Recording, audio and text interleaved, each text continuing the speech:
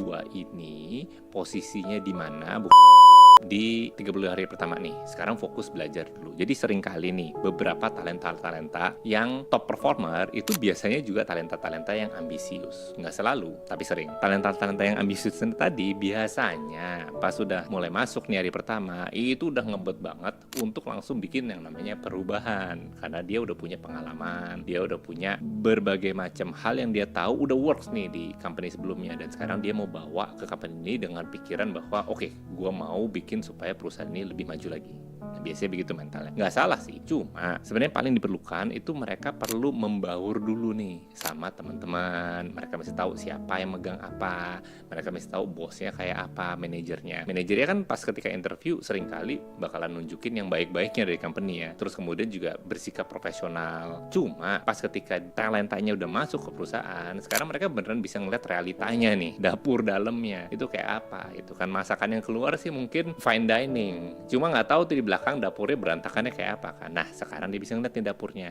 Jadi yang pertama ketika kita ngomong soal belajar tuh nggak cuma hanya sekedar produk, hanya sekedar solusi yang ada, customer, market, itu semua penting. Cuma yang lebih penting adalah sebenarnya gua ini posisinya di mana, bukan soal title, tapi beneran kontribusi gua tuh di area mana dan ada problem apa di sana. Dan sekarang kita agendanya bukan untuk melakukan perubahan, kita ngertiin dulu deh. Karena yang namanya problem itu di company manapun akan ada. Nggak ada company yang tidak punya problem. Kalau misalnya tidak punya problem, lu nggak dibutuhin di sana. Oke, lu nggak akan di-hire. Fakta bahwa lu di-hire artinya si company punya problem. Nah, jadi makanya sekarang kita ngertiin dulu, ini problem kok bisa ada. Nah, jadi makanya sekarang kalau kita tahu nih lapangannya itu kayak gimana, itu akan sangat gampang buat kita untuk berkontribusi secara nyata.